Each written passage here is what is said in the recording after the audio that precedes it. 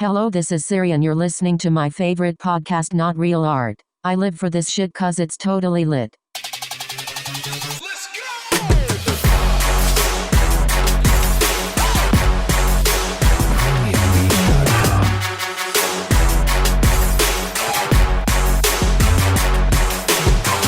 go! Welcome to Not Real Art, Siri's favorite creative culture podcast. I'm your host, Sourdough.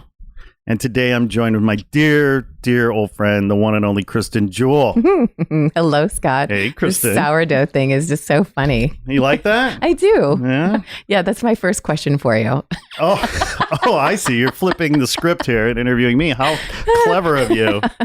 How Sourdough. unexpected. Yeah. Well, I wrote a sourdough cookbook. Oh, that's right. Yeah, remember that? So it's just very simple. Well, it's not. I mean, it is at face value. I hear you. But the executive summary of this because we're going there because we have like limited time. Yes, as you recall, because I knew we go back. Yes, I lived for an extended period in the Arctic, in the Canadian bush, right? And so I use sourdough a lot there.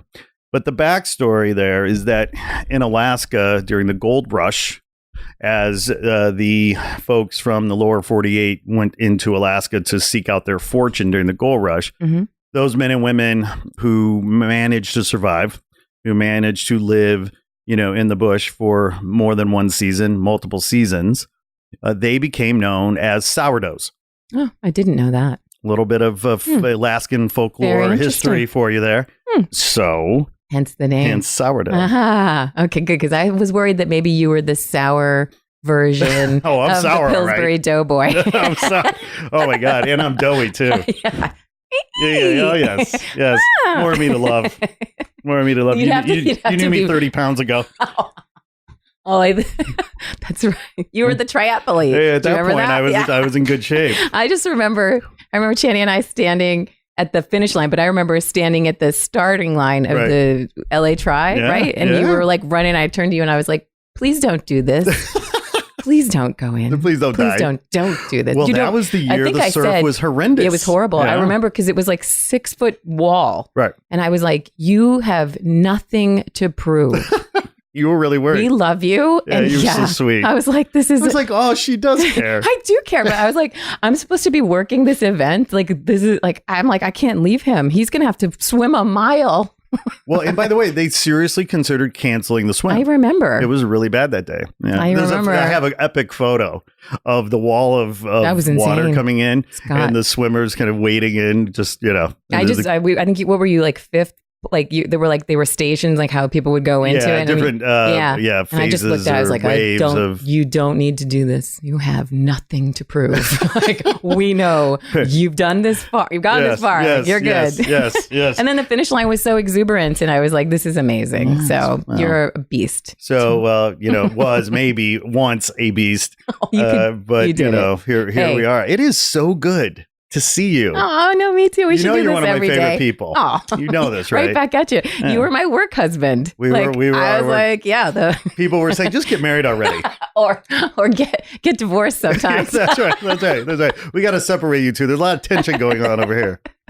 It was good times, though. Those were good times. It was really, for a period of time. But, on balance, yes, I definitely look back on those years with delight and gratitude. Oh, 1,000%. Yeah, it was a game changer on every level just to have consistency for a couple of years, for many years, actually being able to really learn how to infiltrate a system from within. Yep. I mean, we did stuff that people still can't believe. Right. Like, you did these things? And the art program, the music programs, the nutrition programs, all the things that we were able to do. And I feel like, I just feel like at least every day it felt like we were doing something good within a construct of something that people thought was really 100%. And, for our listeners' benefit. Oh, yeah. Yeah. So the unsexy part of this. Yeah. Right. Kristin and I were core members of the sort of internal agency that was responsible for operationalizing the brand strategy at Kaiser Permanente from, say, 2005. I think you were there at 2005. I think I joined in 2006 or 7. And then we were there until what? 2013. 2013, yeah. And that was a very big change for us. And I was happy. Right. I mean, it was, I just missed my, 60 days of PTO or whatever. Yeah, right. That payout was crazy. Because who took it anyway? Right. Like that was the best. Like for me, I was like, that helped me. Honestly, that helped me jumpstart everything that I'm doing now. Yeah. Well, let's talk about that. You, my friend. So one of the things that I so love and respect about you is that from day one that I've known you all these years, like you were always very clear about your passion for music, your love for music. Yeah. And I think this is an important lesson for listeners out there who haven't yet had to face the pink slip, the axe. Mm-hmm. You have a job you might love and might be well compensated for, or that, it's a cushy job or it's an exciting job. And then all of a sudden the axe falls and you're done. A lot of people might, they might find that to be, it is stressful and depressing and all this, but you took those lemons and made lemonade because you said, you know what, fuck it. I'm going to double down on my passion. Yeah. I'm going to pursue music. Yeah, that's exactly right. And that day I remember we saw it coming, and it wasn't even so much like an axe. It was like, how can this can't sustain this way. It's just not necessary anymore. And I think we all felt like you do your job so well as a brand person and a strategist. Eventually you're supposed to teach people how to make them experts at being a brand person too. Yep. So that's where that was coming from. It really was like a smart move. And I did not see myself having a career there. Like it was and my career prior to that had been so eclectic. Yep. And always in either advertising or marketing, but like innovation oriented.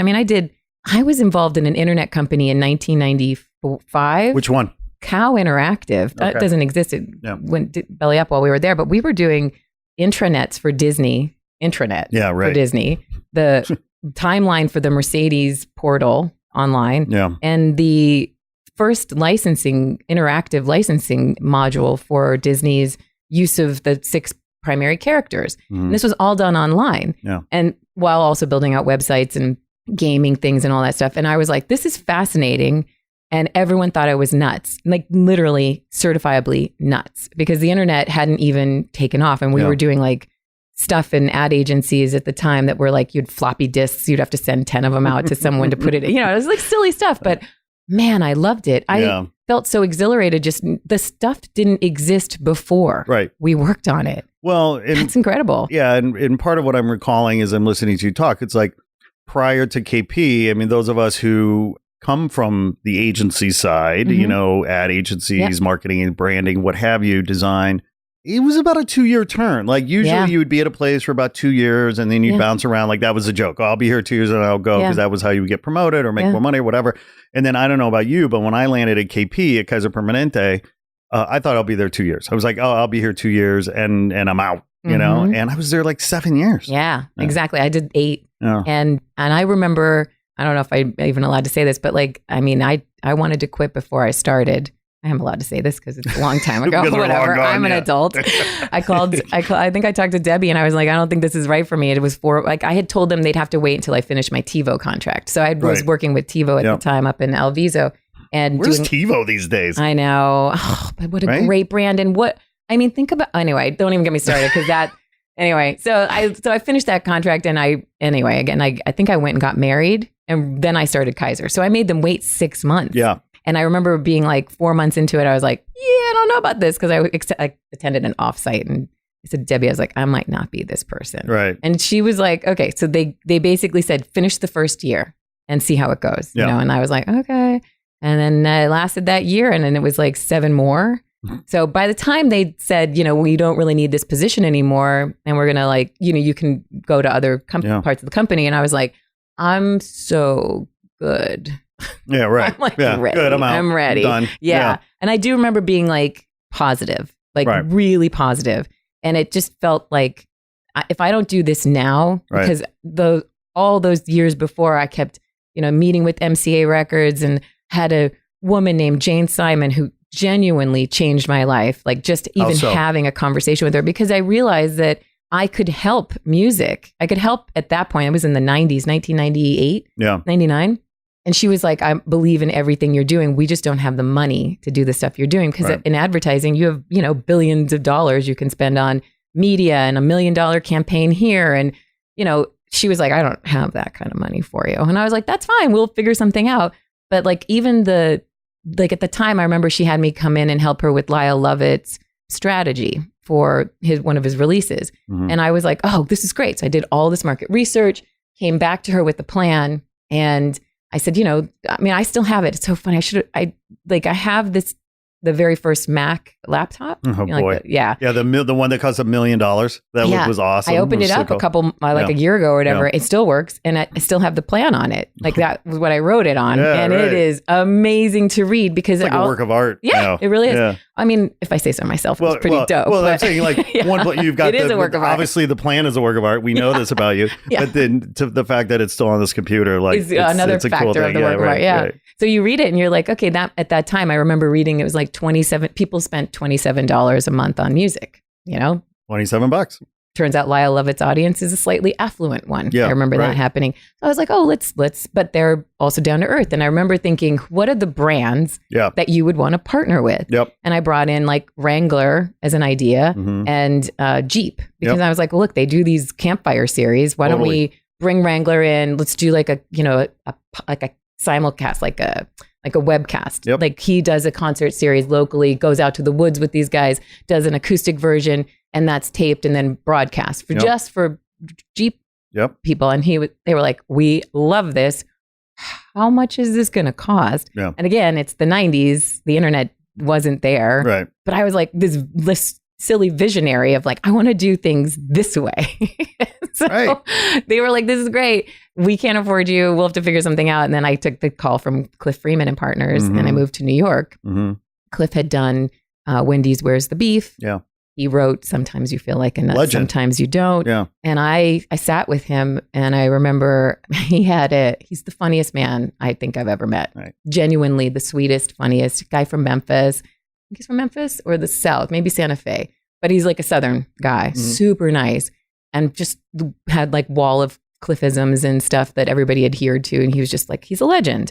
And he sat in the interview and was just like tapping his baseball bat. Well, he's a big baseball fan. On the floor the whole time. And I looked at him and I was like, is this an intimidation tactic? Because it's working. Like, I'm frightened of you. It's official. I'm intimidated. You can stop anyway, now. And he hired me to come in and do his new business. Right. And I moved to New York and I was like, this is everything I've ever wanted, or so I thought. Yeah. And it turns out I actually really you go through all of these places and you're like, I still want to grow and evolve.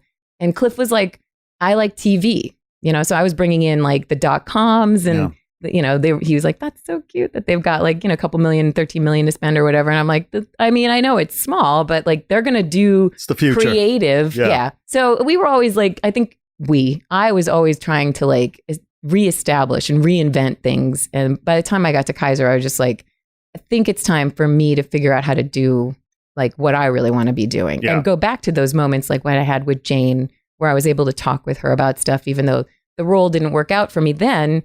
I was like, this is the stuff I want to be doing. And that carried me. It's, 2019 and 1999. That's 20 years ago. Shit. And it still resonates with me today. Right. But I don't want to live with regret. So I don't know that feeling. So I was like, well, let's take it. Let's do it. And, I gave myself 6 months. It's a fucking high wire act, man. I mean, you didn't have a safety net. You just high wire. It's you or nothing, betting on yourself. Yeah. Yeah. You gave yourself 6 months. That's 6 What were the metrics by which you said, okay, in 6 months, I'll know whether or not I get another 6 months? Good question. Yeah. Yeah. I think that in the beginning, I was like, I want to do something in music. And actually, I was really fortunate that my friend Carissa Bianchi, who was the president of Chiat Day at the time in Los Angeles and Venice, she was like, she was a big supporter. She still is. She's a great girl, wonderful woman. And she was like, you should meet with all these people. So she introduced me to, people on the client side that she worked with, like the Grammys and whatever. And, there wasn't a good fit. But through that process, I was like, every time I came around, someone was like, you should really manage artists. Right. And I was like, I don't know about that because they talk back. Products and services don't. They talk back. Boy, do they. They talk back. And I was like, people say to me over the years, working with visual artists primarily, people say, oh, so you manage artists. I'm like, oh, hell no. Artists are they're unmanageable. Unmanageable, yeah. It turns out not trying to manage you could do it. Yeah, but I was like, nah, I don't think so. And then I decided, I met Hamish and...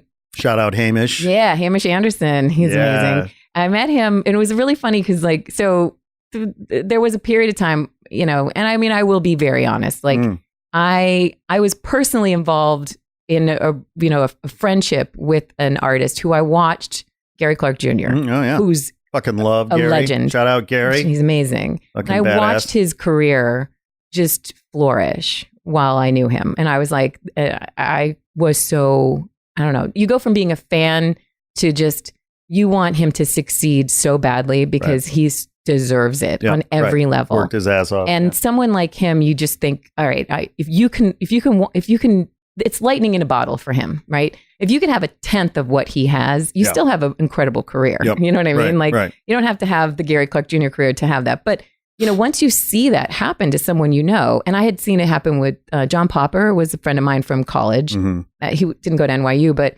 he was around doing like the club circuit in New York at that time and poppin'. And so was it Blues Traveler, and it was Spin Doctors and Joan Osborne, and everybody was doing stuff then, and it was great. So I saw them rise meteorically, and I was like, whoa, that's crazy. Like someone you just hang out with is actually doing incredible things. Blow up. And then I saw Gary go through it, and I was like, this can be replicated in certain respects without a label. Right.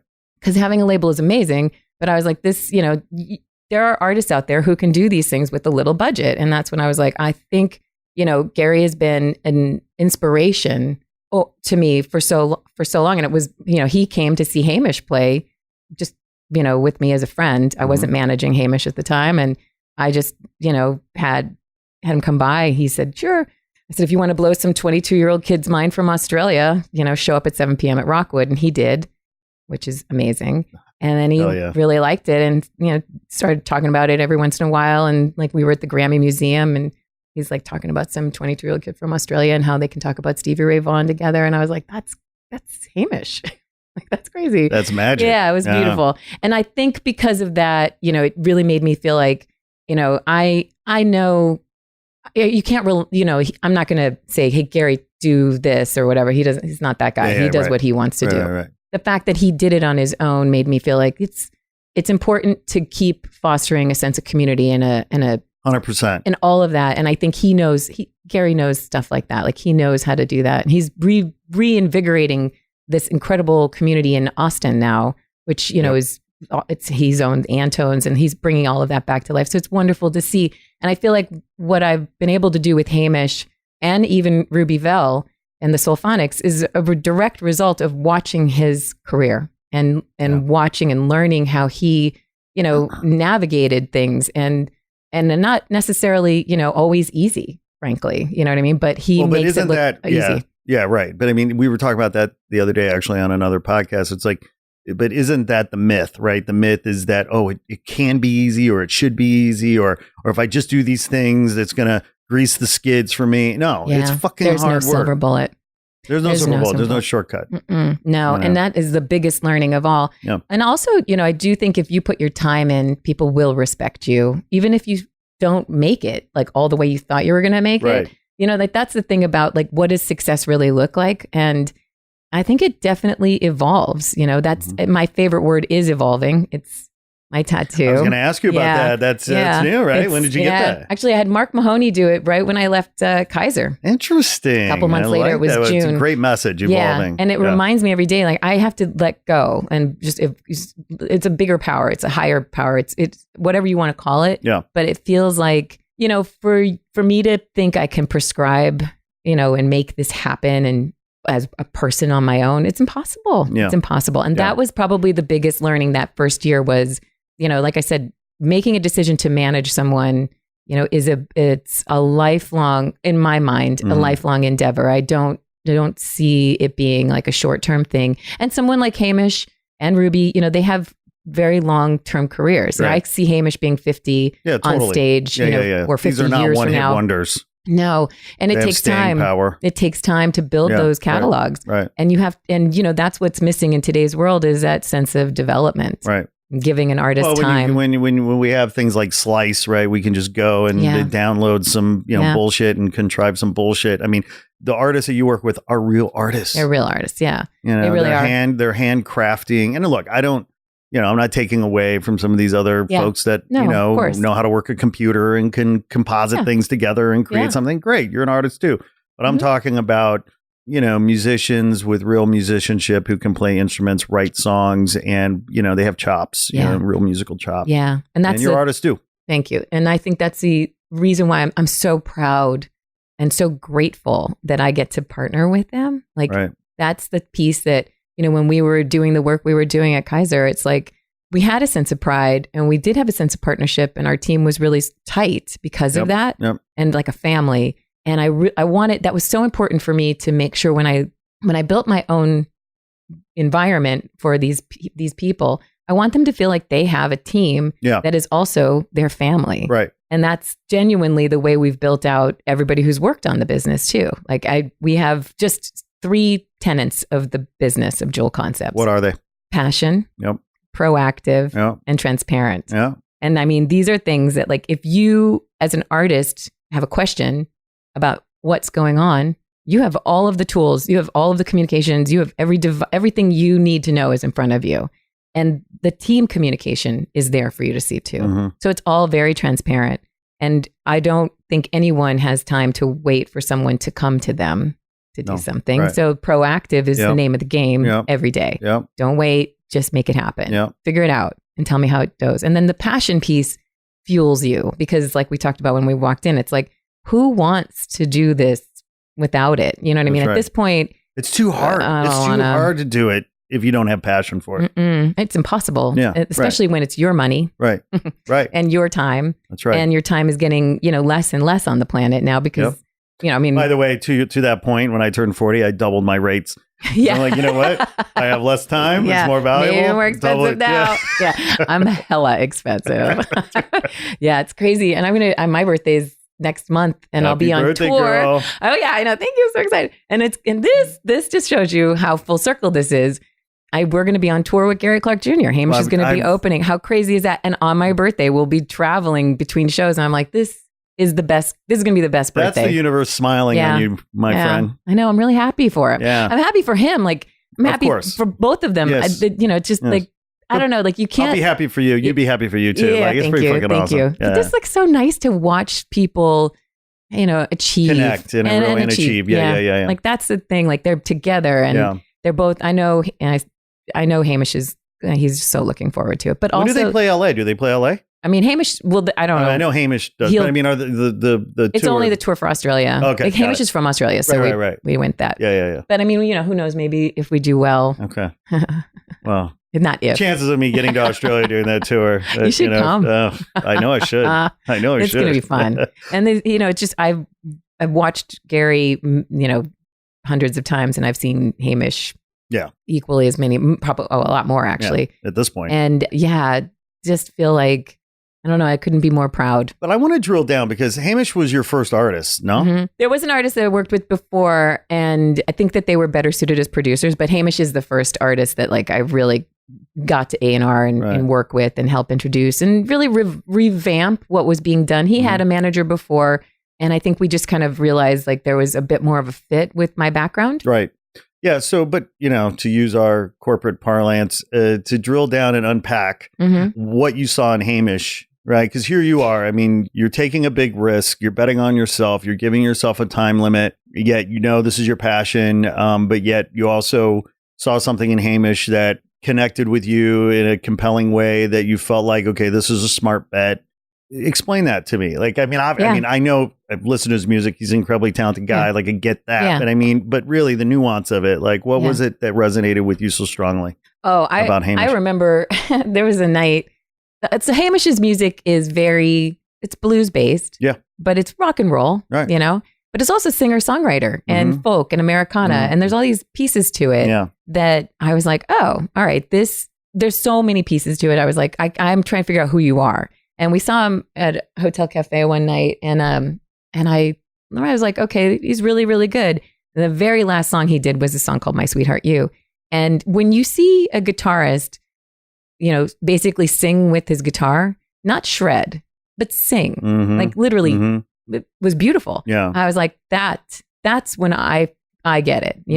I'm a person who grew up. I love David Bowie. Yeah. I love all sorts of types of music. One of my favorite bands growing up was Def Leppard. Right. I really like just good sounds. Yeah. But I also feel like when somebody can master their instrument and do something like that, that takes restraint as well as talent, because he's not filling in all the notes. He wasn't like, doing scales and you know what I mean? But it was tasteful. And I was like, how old is this guy? 22.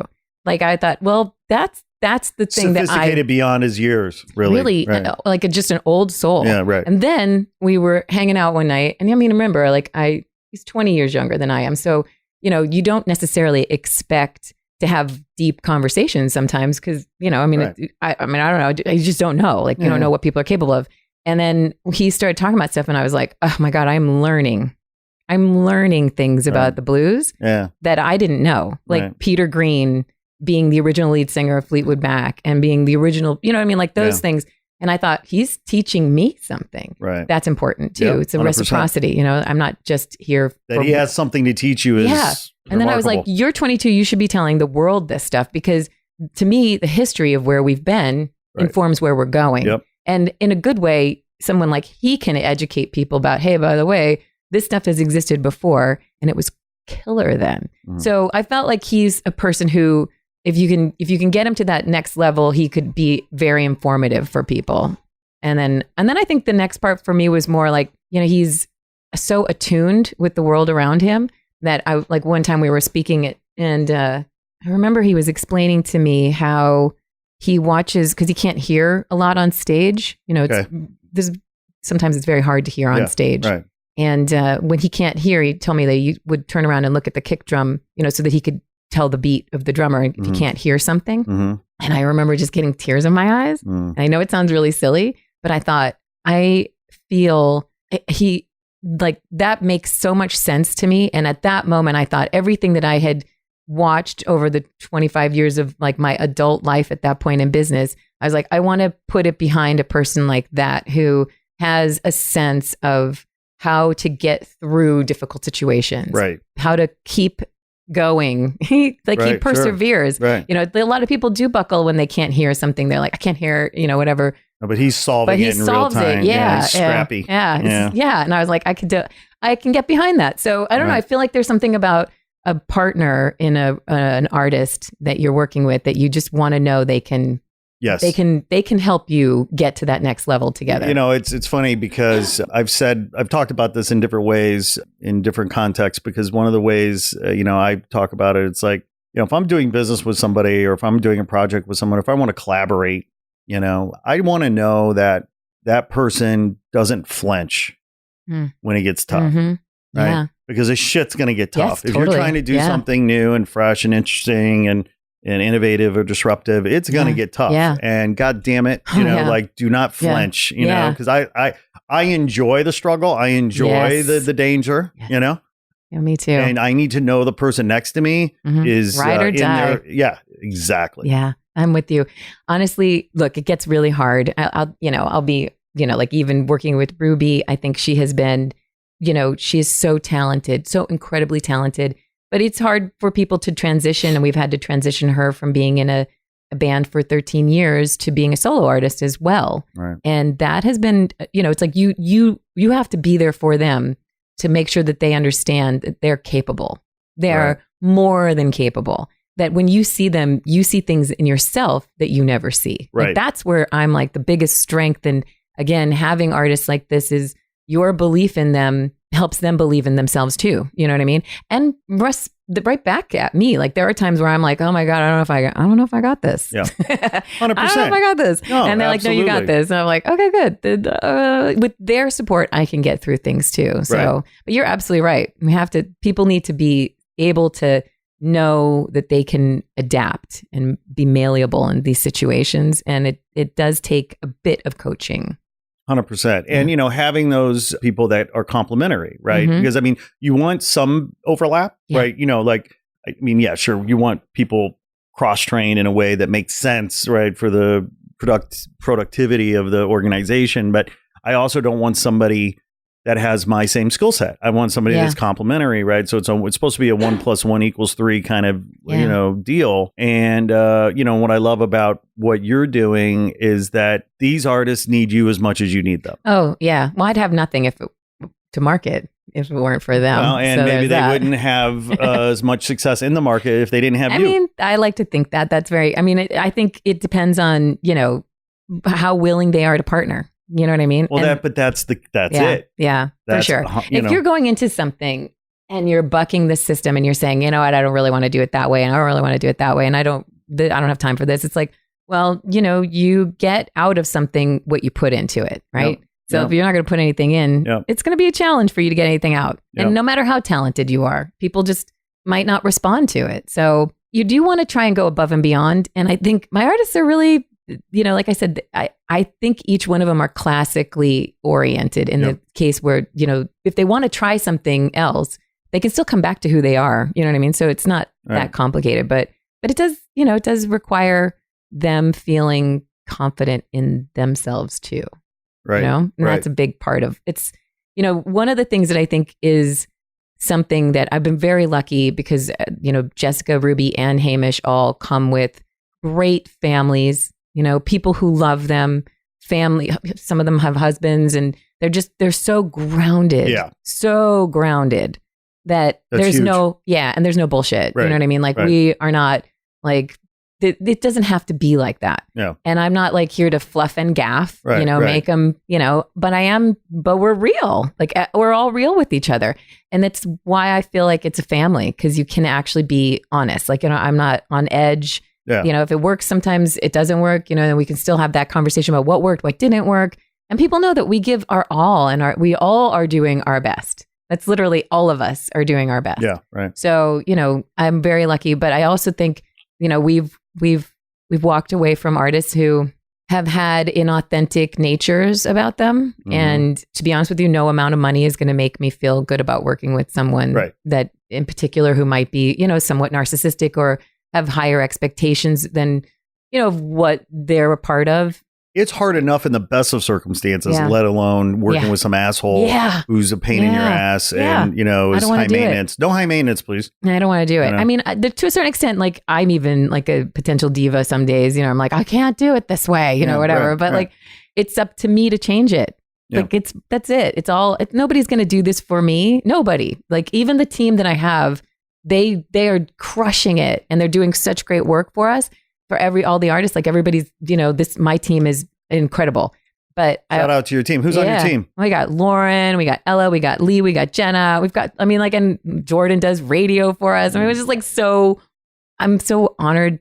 Emily is doing our PR for Hamish, and we've got another Emily in Australia and Fiona. We've got all these beautiful, amazing people in Switzerland are helping us with the booking agency there and the PR company. And, so we've got a global team, which is great. But I also think, I have to, it's like, this is where the vision starts. You know what I mean? And it comes directly from the artist. Right. And then it comes like the artist, the mind meld into usually me.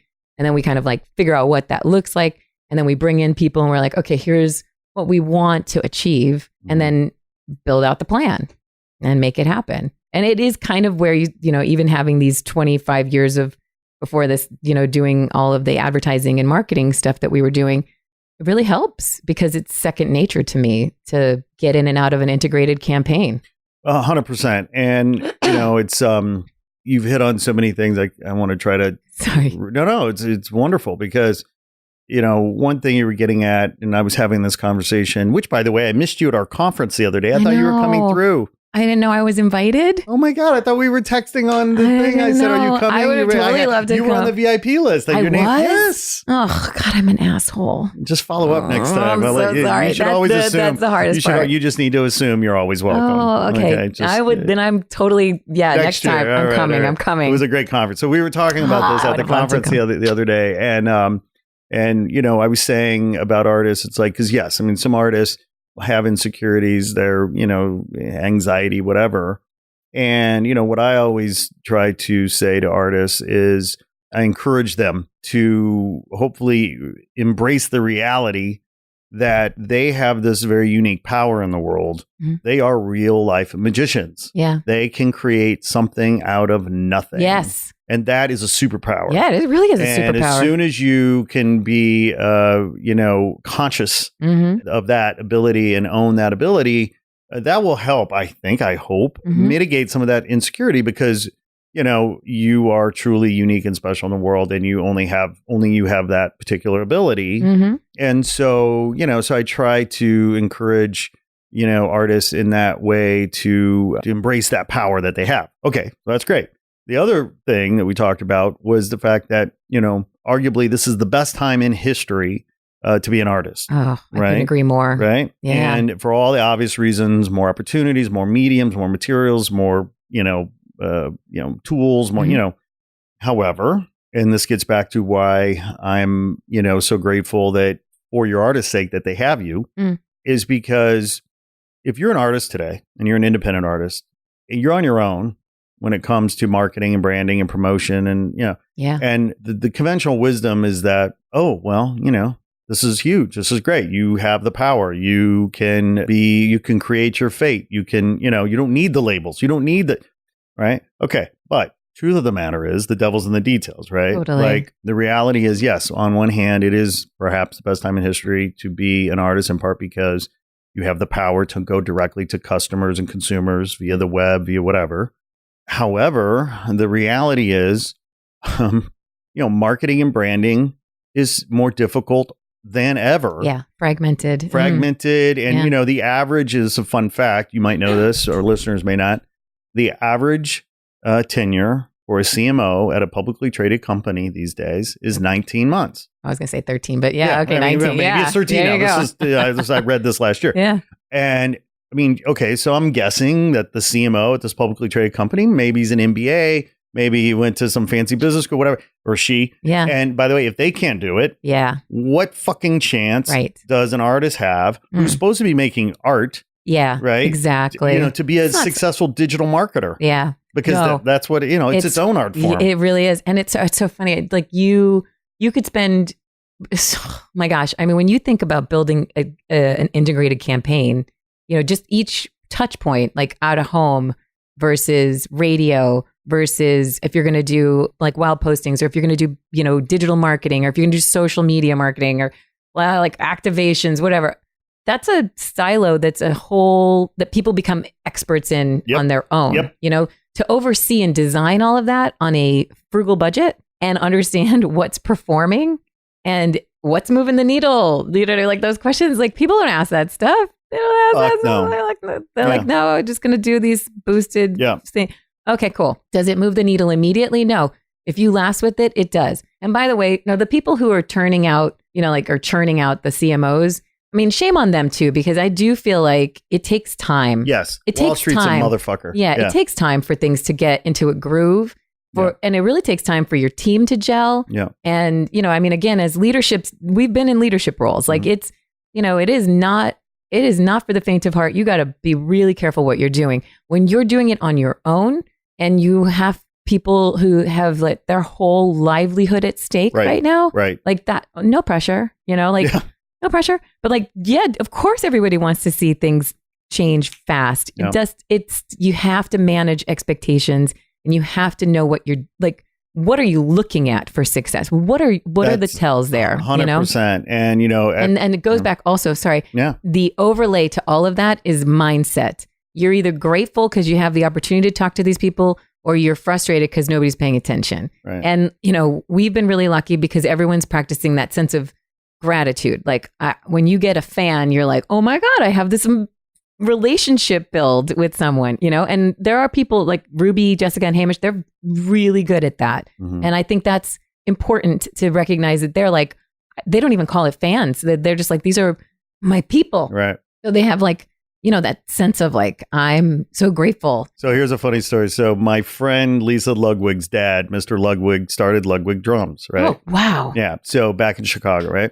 And so he would tell, I never met him, but Lisa I knew. Yeah. And Lisa used to tell these stories about how in the 70s, Ludwig Drums, sponsored these big parties and, there would literally be a silver platter filled with cocaine, but that the cocaine was embossed with the Ludwig logo. That's insane. Classic? That's insane. I'm not surprised. I hear stories like that, in the 70s. I don't know. I've never done cocaine, but I hear that there's lots of patterns that can be done with it. I don't like cocaine. I just like the way it smells. Oh God. You're such an Not 80s, that I know anything 80s about baby. it. But boy, is my sinus fucked. Yeah, but I really, and that is a big factor of this too. Is like going into the music industry as an external person, because I was technically, even though we did all the music campaigns with Kaiser, I think people didn't necessarily know where I was coming from. Right. And I just wanted it to be a business. Like I just wanted this to be like, a structured. At its core, you're building brands. Yeah. That's what you're doing. Exactly. Each of these artists are brands and you're helping them market and promote their brands. Yeah. And that's brand with a capital B, and it's not a dirty word. It's a beautiful fucking thing. Word. It's a great idea. Yeah. Yeah. And there's no shame in the game, when it comes to this. And that's again, and I don't, they're grateful to have you. So who are the artists on your roster right now? Because I know you've got Hamish, you got Ruby. Talk about your artists. So Hamish Anderson is a blues rock artist from Australia, and we have Ruby. What part of Australia? He's from Melbourne. Got it. Melbourne. Okay, yeah. And he's a great kid and works very hard. And then we've got the other one that came in, Ruby Velle and the Soulphonics. So I was a fan. They're great. Yeah. Fan of theirs. Like I was buying their 7 inches back in 2010 at Fat Beats when I was DJing. And I was like, I need a Soul 45s. And they were like, you got to check out this woman from Atlanta, Ruby Velle. And I was like, okay. So I bought it. And I was like, whoa. And then 2012, they put out their first album, and I bought it for everybody. I was like, this is amazing. Oh, wow. This is amazing. Amazing. Nice. It's amazing. It's still like a great album. And then actually, I think I was telling, this is another ironic moment but I was telling Gary about it, and he was like, girl, she opened up for me in Atlanta. And I was like, of course she did. Yeah, right. And then I was telling Gary's drummer, Johnny, about it. And he was like, girl, I was her original drummer. I was like, what? In Gainesville, Florida. And I was like, what are the odds? What are the odds? So Johnny introduced me to them. And honestly, Ruby's one of my best friends. Like she's just like amazing. And obviously so is Hamish and so is Jessica. And so then the third one is Jessica Childress. She's an LA based artist, and she was on The Voice, and she was picked by Usher, and she was, doing really well and everything. And I think she just wanted some help with some stuff. So we went and released an album last year. And now we've got her writing with a bunch of sync companies and stuff like that. And she's writing her new album, which I believe is going to be more stripped back and like gospel, Ruby's actually working on her solo material now too. So it's been wonderful and Hamish's new album is coming out. So we released Hamish's album in 2016, and we had released an EP in 2014 for him.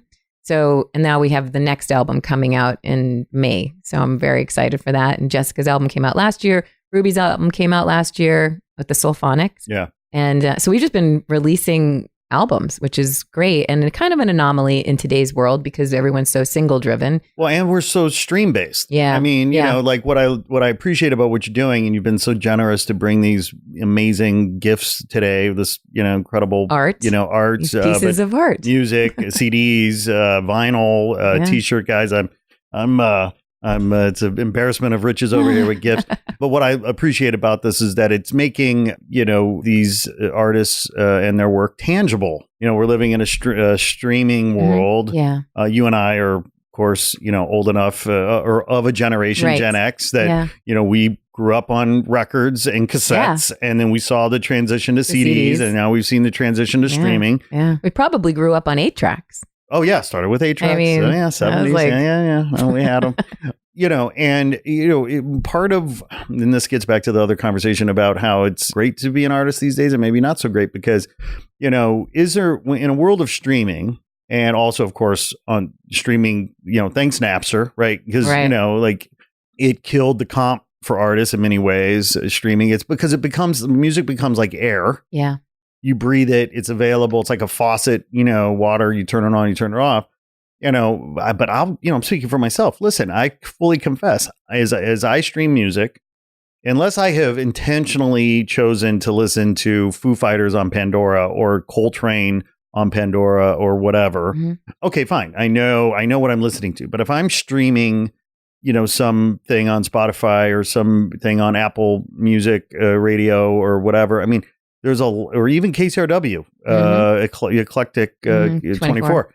If a lot of times I'm listening to it, it's like I'm enjoying the music, but I don't know who the artist is. Right. I don't know. It's not tangible to me. Right. Right. It's very passive listening. It's a very, yes. And I miss the album. I miss the tangible aspects of the music and enjoying that in the artwork. Oh my God. Yeah. And you are investing in product. Yeah. You're investing in vinyl and CDs and of course you merch, but kudos to that. Yeah. And I think the reason why I wanted to share those with you especially was because I think, we get to work with great artists that are a reflection of the sonic art that they're doing. You know what I mean? So, and in some cases, like in Ruby's case, she also designs and she's an incredible designer. So she's done her designer. Yeah. Yeah. Oh, right so she did her first album cover. She did that vinyl of the 7-inch that's her art. Super cool. It's beautiful.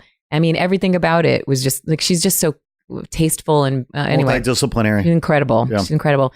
And, we worked on Hamish's packaging. We got to work with Kai Arons, who I was mentioning this before, but like he is on the treble art. Yeah. He's the one who, when I first got involved in this business, I wrote him an email and just told him how much I loved his work. Cause he did some like Radiohead when they did the Fonda show. Like he's just some incredible iconic pieces. And, I just wrote him a note and just said, I would love to be a part of anything that you're doing if you'd be open to working on any of the artists I work with. So he got involved with Hamish. And then unfortunately, fortunately for him, he's working with We Are Here now. So he's been involved with Linda Perry and everyone says time got really limited. So we had to find another artist to do Hamish's second album. And that one was a really funny one because we were exploring people and there was this artist who worked with Dan Auerbach and both Hamish and I were like, absolutely love this guy. Yeah. And believe me, that is a really hard thing to find. One artist who both of you like. 100%. I mean, it's like, right. It's like a marriage. You just have to figure out the nuances of each other. And like, it goes where also are we going? back to the fact that, there are 20 years between you. Yeah. Oh, there's that too. Yeah, exactly. I know. And I keep forgetting that because he just seems so much more mature, but. Well, and you're young and I am a child. I'm a teenager. Yeah. You both are, but hey, thanks so much. But yeah, so we meet in the middle. But we found this guy, Perry Shaw, out of Philadelphia. Shout out to Perry. Because I mean, he in I think a week had just nailed it, like completely nailed it. And he hand created that piece of art and that's going to be vinyl as well. So, we've just had a wonderful time experiencing great artists coming to the table and helping to interpret, like I said, that sound. And, it's forever. Like, I'm proud to say that these pieces exist in the Library of Congress because even though you don't have to send them I want them there for the artist's sake. Yeah, they should be there. Yep. It's a great, posterity. History. It's important. And I do think, what you, as a brand strategist, we believe in like a 10-year approach, right? This is something that you'll look back on. Yep. And I want them to be like, I'm proud of that. Trouble is probably going to be a classic album, like a classic rock album in its time. Mm-hmm. And I'm hoping the same thing for this new one, like out of my head. I think it's an incredibly diverse sound. It's like when he built it out, it was like a Sense of the White album, something that was just like everything you could imagine sonically in one album. So I was like, okay, cool. This is like, it's a departure for him to do a soul song sometimes, but soul is part of blues. So the album art is a pure reflection of just this new sound and a new endeavor for him. So that was like, just an interesting process alone, going through how to express your work in art, with an artist, with an external artist, right. Right. But it's been fun. And sometimes it's more, sometimes it's easier than others. Like Ruby's, I definitely think, we started her album cover art with Methane, which is out of Atlanta. And actually that was a person who she had taken classes with to learn graphic design. And then she took their original artwork and kind of fleshed it out to the rest of the like packaging and stuff. So, she's been very, she's so fluid. She's great. And her work is really fun. And she's an activist too. So did not know. A lot. What are her causes? What is she? Well, she's on the board of the Girls Rock Camp of Atlanta and the Dream Warrior Foundation. So lots of mentoring. Both her and I are big believers in mentorship. It's the team that I have working for us. They're, great young people. And, my hope is that they learn as much as they can. And, the reason for that transparency that I talked about is because, I want them to have context for what they're doing.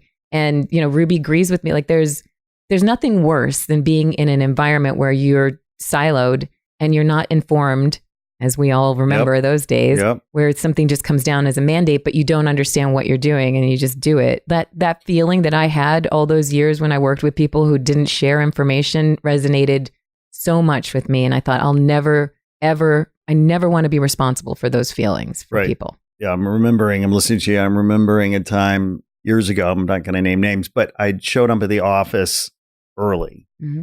And there were 3 partners in this company. Okay. 2 of whom were in overseas and 1 was in Chicago. Okay. And they were doing a performance review of this one key member of the organization. And that key member was in our studio, right? So I was head of business development. This particular individual was like lead designer, and then the principal was talking to his other 2 partners in, Europe, giving a performance review of this guy. Now, I had been there for the whole time. Like, I watched how important this person was to the success of the organization. Right?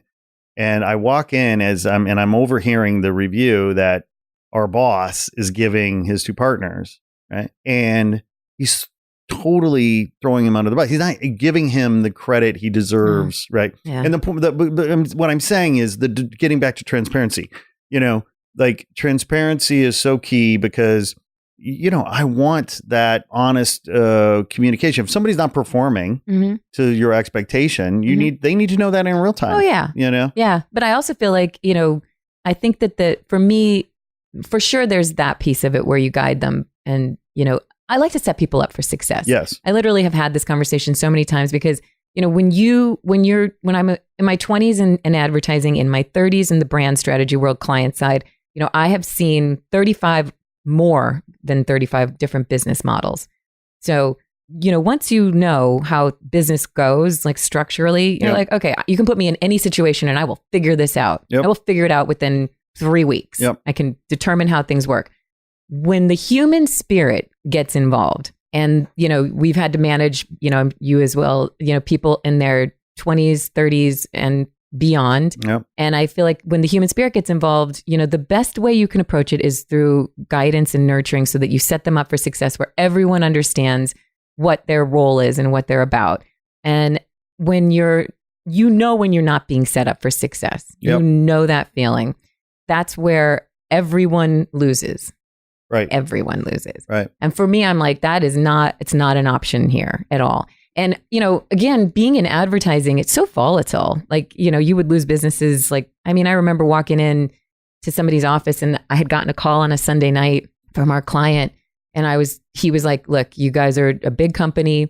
You keep giving us media buys that are basically, leveraging off of your biggest brand in spot market buys. We are an internet company. We want diversity. Yeah. And that company was not set up for those buys.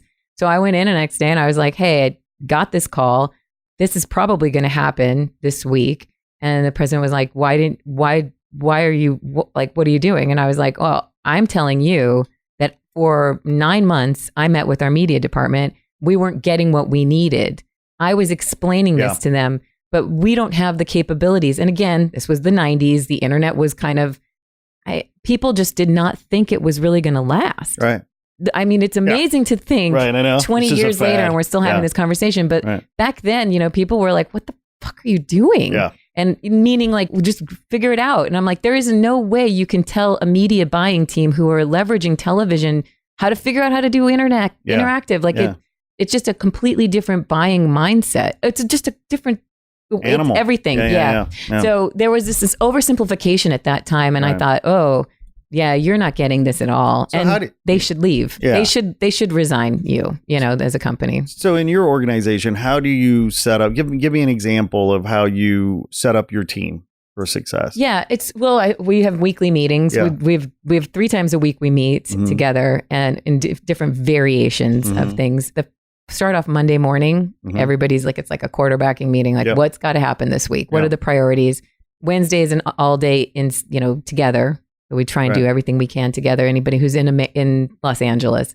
And then, I think the biggest thing is that every day we're like, this is what's happening. And here's what are your priorities today? So the best thing I could do is tell them what's on my plate so that they know what's probably going to hit them in a few days. And then they can modulate accordingly. The structure is, it's me, once the artist and I have figured things out, then, we go into budget, we go into the timeline phase. I bring in Lauren, who works with us on project management and tries to, kind of figure out organizationally how we're going to handle things. And then we go into the actual team dynamics. And when, it's digital marketing, it goes to one person. When it's PR, it goes to another person. So depending on what we're trying to build out. Right. And then that team comes together and we bring in all of the external partners and we figure out an actual timeline to launch. Yeah. It sounds like a lot, but really when you're planning for an album, you need to do it that way. And, that's the most important part, is that the timeline is addressed first. And then from there, everybody has to kick in with exactly what, is expected of them. And to be straight up, like, Asana is my best friend. There's this project management tool called Asana, and I live and die by it. And I always say, like, if it doesn't get on, I haven't used it. I've wondered about it. When you're dealing with so many different moving pieces, it's just the only way. Oh, cool. And it's an archiving tool. What other tools do you like? So with people, globally, communication is key. Are you using Slack? Are you using Slack, we use Slack, and we use a lot of like FaceTiming. And I mean, it's definitely Slack because it's an archiving tool as well. Right. And then Dropbox and Google Drive, those are really pretty much mandatories. But I would say, like, again, the creation of the plan, it's Excel. It's, it's like the basics. It's funny because, like, we like to think of ourselves as advancing, but the reality is it's the same process we've been doing for 20 years. It's just, whether or not we use a computer. The tools change. Yeah, the tools change. Exactly. And if the process is flawed, the tools aren't going to matter. No, it won't. But I do say Asana and Slack are, they're really godsends for small businesses who just are nimble, you know? And it is kind of weird to think how much time we used to spend doing goals and all those things at the big companies. And like, I used to say like a third of my time was spent, aligning goal, whether or not this is success, and writing goals and reviewing. And now I'm just like, I want them to succeed in whatever it takes. We work remotely. People have great lives. I love the fact that people will support our artists naturally and organically.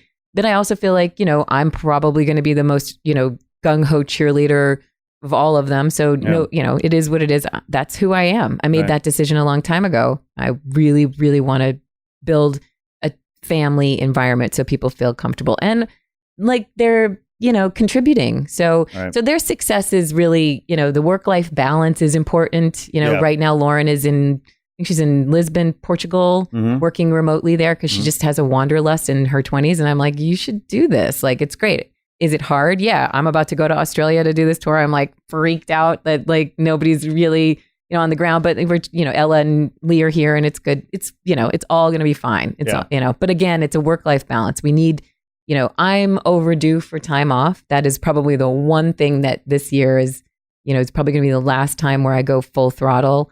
I need to take some time for myself. You've always been a workaholic. And in the best way, because you love what you do and you always have. Yeah. But I also feel like, like my dad has a house in Mexico, which I feel is just rejuvenating to me to be down. And that's easy to get to from LA. It's 10 hours.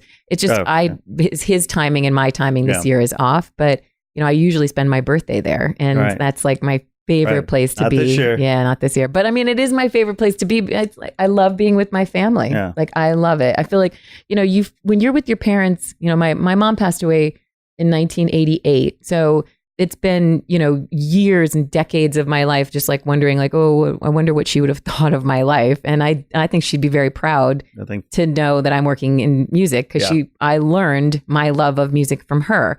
But also having my father here, it just I want to make sure he's okay, too. Cause I mean, he's in Florida, they're getting older and I love them. I love because I get to regress to being a teenager with them. Yeah. Good or bad. Yeah. Right. And sometimes it's very bad. Yeah. But yeah. And he and my aunt and my stepmother, they're wonderful people and I adore them. So I'm very blessed, but I don't get to see them often. So you really are like an island, sometimes you're just like, oh, I have to do this by myself, but I'm going to highlight moments. They did come to the BB King show when Hamish opened for BB King, and it was Hamish's parents were there too, and it was the first time. I remember just my dad being like, "Okay," because up until that point they were like, "Get a job, get a job. What are you doing? You can't. This is ridiculous. You can't. This is life or death. You're going to die." They were just like, I'm like, but I have 3 jobs. Yeah. Like, I was like, what are you talking about? And I was like, come to the show and you'll see. And then they came And it forever changed them because they were like, I get it. Like Hamish got a standing ovation that night. Like it was like, oh my God, this again, 23-year-old kid at that point, just, watching maybe he was still 22, watching his dreams he was 23, watching his dreams start to come true. Yeah. And my dad was like, all right. I'm like, don't ever ask me about the job thing again. And he's like, when did Hamish start playing? How old was he? 12. Yeah. Just a prodigy. 12. Well, he works very hard at it. Yeah. Well, I don't mean to imply it comes easy. I'm just saying. It isn't easy, but he's definitely gifted. Yeah. And I mean, I've played guitar since I was 6, I think. Mm-hmm. I am not good at it. I'm a very good rhythm guitarist. Your strengths are elsewhere. Yeah. No, but I mean, I played French horn for 8 years. Right. That's no joke. No, I know. French horn is no joke. 8 years. Man. And I also Your played... embouchure is quite something. I was really good. I'm very good. I have a very strong lips. Yes. You have 2 lips. Yeah. That's funny. Just a flashback moment. But I also played mellophone. I played because of marching band, which makes you very hardy, And it was funny. There was like a point in time where I think I was like, I don't know, it must have been like 13 or 14. And I was doing like some modeling shows on the weekend. And then I'd go and do the band camp and I'd do choir and I would do, band stuff in school and concert band. And I was just the biggest geek. But then I would come back from like a hair show and my hair would be like purple. Right. Like what? Multidimensional. Yeah. It was nuts. But music was always a big driver for me. Right. And I was never great at anything, but I have a tremendous appreciation for people who do. Yeah, well, exactly. And I mean, my sister's a vocal prodigy. I mean, she's a professional singer, songwriter, her and her husband. And, so I grew up, she came out of the womb singing and her voice is like a cross between, and this is no joke, Barbra Streisand and Whitney Houston. Ooh. Oh, like that's her fucking voice. Wow. Like it's incredible. Wow. But then we had friends, like my parents' best friend, their son, who was like an older brother to me. He was a pianist, but he was a prodigy. I mean, he could play piano, coming out of the womb, basically. Mm-hmm. And, and there were other examples of people like this. But, what I've observed is that easy come, easy go. Like, I mean, you don't appreciate it when you have to fucking work your ass off. One of my proudest moments in life was scoring a perfect 7 in state competition, playing Handel Sonata No. 3. Ooh. And with my alto saxophone, and it was like 3 movements. I had to like memorize the whole thing, and I stuck the landing. I got like a perfect 7, 1s and 7 categories, right? Wow. I worked my ass off. Yeah. For that. Yeah, it did not come, easy on any level. I earned my chops, playing. Mm-hmm. And, and I've observed other people whose talents and abilities came, much far easier. And quite frankly, not my sister. My sister has made a career out of it, but many folks just squander it, don't appreciate it. Yeah. I don't know. I think there's something to be said for. It's tough. You have to practice. Like and it's not even like, it's not practice. It's an extension of you at a certain point. Right. You know what I mean? Like that's. Well, it's honing your craft. Yeah, it really is. It's that sense of like, I can go further. I can do better. Yeah. I can keep going. And I don't think, that definitely, especially when you're writing, I've watched all of them write. Mm-hmm. Like they all try and write daily. You know what I mean? Something. Yeah, right. So it's important to even craft and hone that skill and learning how to communicate through prose, basically, writing. Mm-hmm. It's not easy either. But like, the reason that I was never a great guitarist, French horn, I just never had that discipline. Yeah. I'm like, squirrel. Bunny. Yeah. That looks like fun. I'm going to try that. Beach. I mean, I painted. Like when I was getting divorced, I was like, I'm going to learn how to paint. Right, and I mean, I already knew how to paint. Well, you have an insatiable curiosity. I was like, I just want to touch things and make it stuff happen, literally. I love even producing videos. It's like, oh my God, we get to bring a storyline that didn't exist before into something that does. And it's just like tangible and evidence of your work. It makes me happy. I do get a little like, I don't respond as well when I'm sitting in a room by myself practicing. Right. I'm not that gifted. So, but it's to watch someone go through and do that daily, like especially someone like Hamish, where you're like, oh, I've watched his, he used to vomit before the shows, like he was so nervous. So nervous. I know he's going to hate me for saying that. Sorry, Hamish. But like he would get so sick. And we're not going to edit that out, Hamish. Sorry, you got to live with it. He would get so sick. But that's amazing. He'd get so sick. I'd be like, where's Hamish? He's in the bathroom. I'm like, what the hell's he doing in there? Like, Jesus Christ. But you know what? But they say, right? It's like, you got to worry about the people that don't get nervous. Yeah. Right? People that don't give a shit. He was just like, and then eventually he's, it gets a little easier. Right. But it's also because once you have more experience doing things, it just makes it a lot easier, But you're right. People, I think, who come in a little too cocky, sometimes I'm like, I don't know. But all of my artists are they're just naturally talented too. So can't even, there's only so much you can do to make them better. Right. Building on this theme about, the challenges of branding and marketing as an artist, and, building on the idea that, so much of the value you bring to your artist careers is focused on helping them build their brands and get their stories told, so on and so forth. We were at the conference last week, we were talking about this, and, I was saying, because, a lot of artists are insecure or unsure, about what it takes, right, to market and sell, and whether it's just sort of not being comfortable with the tools or the technologies to do that, or not understanding what it really means to have a clear objective and a defined strategy, and how those tactics and tools align with, helping you, achieve those objectives. In the visual arts, right, you there's a lot of conversation around this stuff as well. And you'll hear people talk about how artists need to go, they have to go network. They have to go to the gallery openings. They have to be out in the mix and be in the scene and so on and so on. And what I say to artists, because a lot of artists hate that shit. Yeah. They just do, right? And they want to make art. And, the thing I've said to artists about this is like it is perfectly fine for you to be uncomfortable with these things. Yeah. Right. Okay. Familiarity will breed comfort if you let it and you just keep, but the one thing that above all else, the thing that really to me is unacceptable, and unfortunately I find this a lot in the visual art, is to be inarticulate about your work. Okay. Yeah. Because to the extent that what you and I know about, at its core, marketing and branding is about telling a story.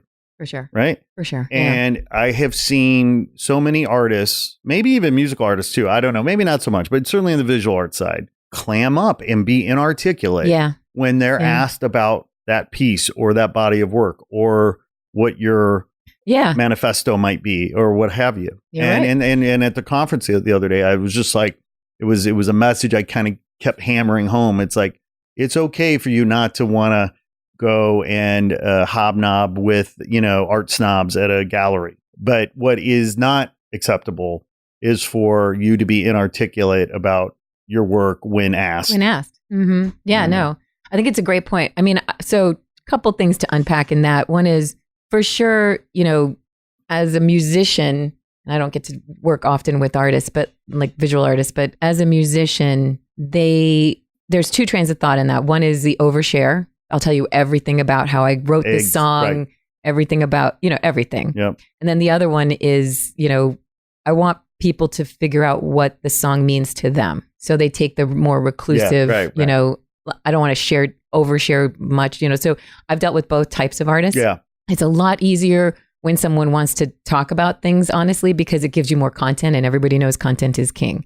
When you're dealing in a situation where people are like, I really don't want to explain that, not because I don't want to tell you why what the story is, mostly because I just want the consumer to have the story that they want in their head when they hear it. You know what I mean? That they get to that. Sure. So that I respect and have certainly had incredible disappointments when I heard like a song and I was like, found out later it was, written, not my artist, but like someone else wrote a song and it was like about a basketball game. And I was like, really? Like, okay, great song. I love the song. Once I heard it was about that, I was like, I don't know.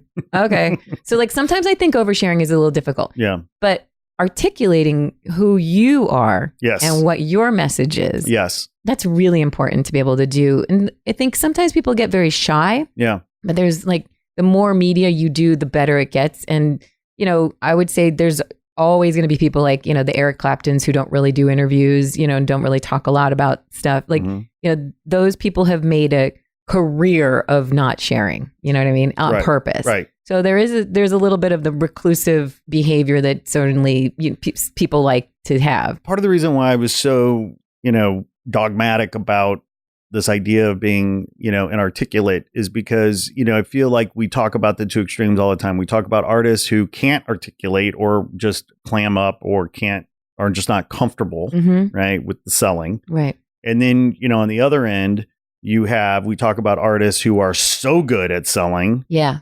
That maybe their ability to sell it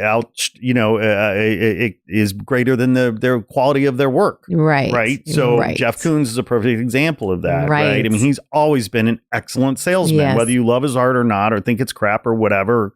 Clearly his process is controversial and whatever. Yeah. But like the middle ground between those two extremes is just being able to articulate why you get up in the morning. Mm-hmm. Right? Yeah. What is the motivation behind what you're doing? There should be no, in my view, call me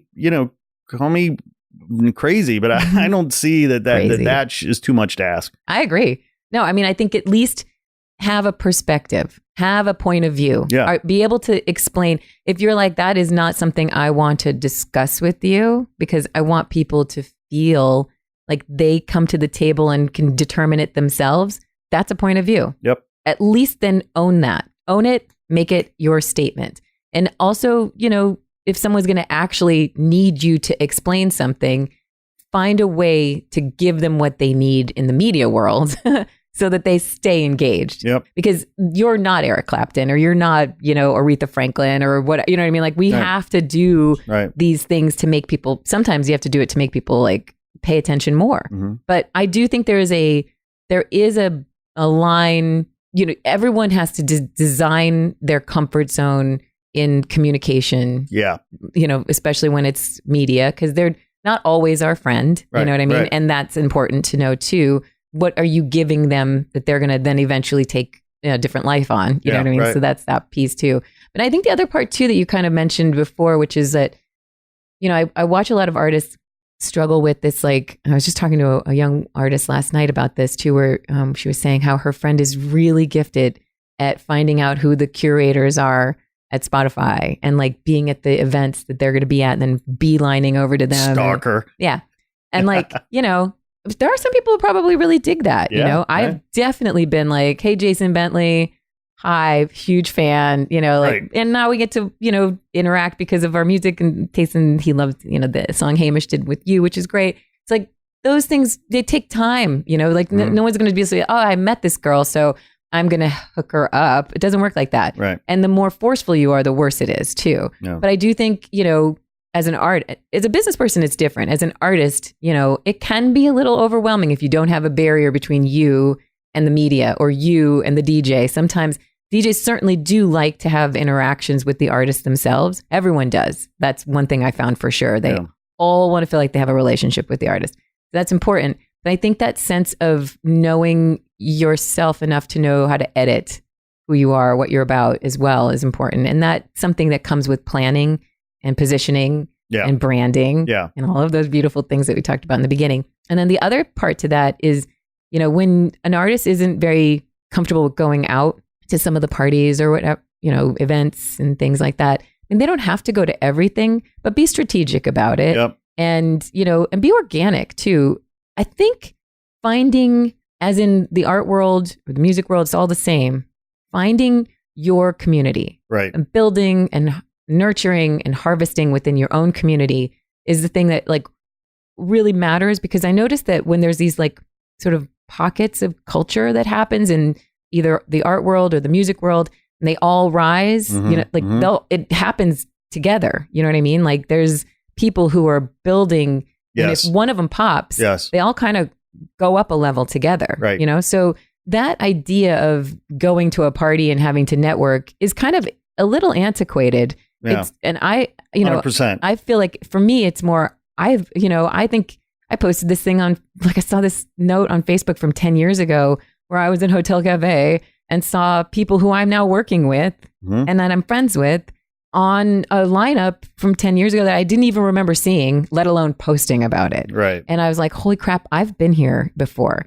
This was my community. I was proud to be for, going to those shows when we were at I was still at Kaiser then. Yeah. Like, what did I need to be doing with that? I went religiously to see live music. And I do think that's important. Build your community. Make sure that you have people that you're aligned with, and that you're doing shows with, or, somehow doing something together. Community is everything in that world too. Yeah. I remember actually reading an interview with Scooter Braun, and Scooter said something really I thought was so smart, which was like, he was saying, I tell my friends all the time, your power structure is your peer group. It isn't the mucky muck friend of your father who, because basically what's going to happen is you're going to take a meeting. They're going to say, oh yeah, I know a guy. Let me make a call. And then it just goes down a rabbit hole of nothingness, versus, your peer group, your tribe, your community that you're getting, that you're talking about. They're the ones that are in it with you. Yeah. In a real way. Yeah. And they're going to be your best advocates. Absolutely. Absolutely. And that's the thing. It's like everyone, when you talk about like the things like the influencer marketing and all this stuff, it's like, it's nice to think that a person who has millions of followers or whatever is going to say something on your behalf. But the reality is, more effective use of that is when everybody around you is saying something. Yes. Because it's, it's the germ level. It's like it spreads and it's credible and it's real. It's very honest and authentic. So that piece, like, I tried to help a company a couple years ago. I was working with a company that we were doing the same thing where, we're like, let's bring all the musicians together. And instead of going to the, we'll go to the brands and say, hey, why don't we bring in these musicians and let them tell your story? Just give them the information and we can pay them instead of paying the advertisers. Yep. And I think it's a great model for all artists to, even in the art world, like build it out so that you have, the Man Juan sitting next to the Jeff Koons, whoever Jeff Koons is today, you know what I mean? Something like that. And I have them build up together, so 100%. That they're in it. And reciprocity, like I think of Retina and I think of like, he's in a buddy world, Shepard Fairey had him and his wife in there, together, and they always had their communities. I mean, everybody. Well, I got a call. So the other day, an old colleague of mine, and this again gets back to, how important it is to maintain friendships, that you make coming up and whatever. And so Phil and I used to work together years ago, and Phil is now at 3M, and he called me the other day asking me about this. They want to put, like so many brands these days, they want to put artwork on some packaging, and did I know any artists? And I was like, of course I know artists, of course we could do that. But like, that's so like not the smart play, you know? And he's like, what do you mean? And I said, look, 3M I know you guys think of yourselves as a science company, as a R&D kind of company, but there's an argument to be made that 3M is a creative company, right? And if I were you, I would think about identifying artists who can be part of the 3M team. They become your ambassadors. Yeah. You empower them with, resources and with a platform and with things to help them get their stories out. But that at the same time, they're giving you what you need from a content perspective, from an artwork perspective, and it becomes a win-win, And he hadn't thought of that, because that's so not, and this is your idea, but I'm just saying like he hadn't thought about that because that's so like, it's a deeper idea. It also takes a lot more work. It takes a lot more work. It really is not an easy thing. But to the extent and you can't control it either. That's the other piece too, when you're a brand and you want to think about control. Right. But basically what it is it's if we were talking about celebrities, it would be a celebrity endorsement. Exactly. You know what I mean? And we're talking about an artist endorsement, but it's pennies on the dollar. Oh, totally agree. Right. And yes, I mean, you can't control. I mean, it's hard. But you shouldn't want to control it. That was the whole. Well, exactly. It's like if you could, and it's not for every brand, but I will say, like, even watching this landscape now, there's, it would be interesting to, like, when I see a brand actually trying to do something new and innovative, I'm like, good for you. Good for you that you're doing that. Like, I don't necessarily like know if it's performing because I'm not on the inside. But I'm impressed with the potential halo effect it has, just like music did for Kaiser. So it's like, you always know there's a way to reach a new audience by getting out of your own way. 100%. Get out of your own way. Kristin Juel, my dear friend, it's such a pleasure to have you here. It's amazing to be here. Oh my I get to stare at your face. I was like, this is going to be, I kind of want to take a picture of you. Oh, well, we got to get a flick This is like together, a moment I want to remember. Look at you. With my headphones. I'm so proud of you. It's so nice to see you again. You're so cute. And your wife and your kids. Oh, I'm so happy for you. Crazy over here. So I have a question for you. Will you come back and do this again? I mean, I would be honored. When you get back from Australia, maybe. Oh, I'm sure I'll have really funny stories for that one. I've never been to Australia. Neither have I. Oh, it's so random. Oh my God. I used to live with a girl from Perth and I've never been to Australia. I'm going to Perth. Oh my God. Yeah. And I mean, I've managed an Australian for 5 years. I'm like, yeah, we'll get there eventually. I just know that line about from Qantas Airlines, it's not that far. It's actually bullshit. It's pretty super fucking far. Yes. I was like, I think it's going to be 29 hours coming back from Perth. I'm like, this is going to be a nightmare, but it'll be great. Where can our listeners find you on social? Tell them how to find your artists. Yeah. Well, I would say probably, so if you go to Spotify and you look up Juel Concepts, you'll see our artists. You can also find us on Instagram. It's all Juel Concepts. Juel Concept. That's Juel, Juel. That's correct. People. Juel. Yeah. And I definitely, I'd say, you can check our website out. Obviously, we keep it updated, Facebook and all the usual suspects. But I would just love it if you guys would listen to, I'm speaking to you, the listeners. Yes, if you guys would listen up. Listen to the music, because it's really not about me. Put your phone down and listen.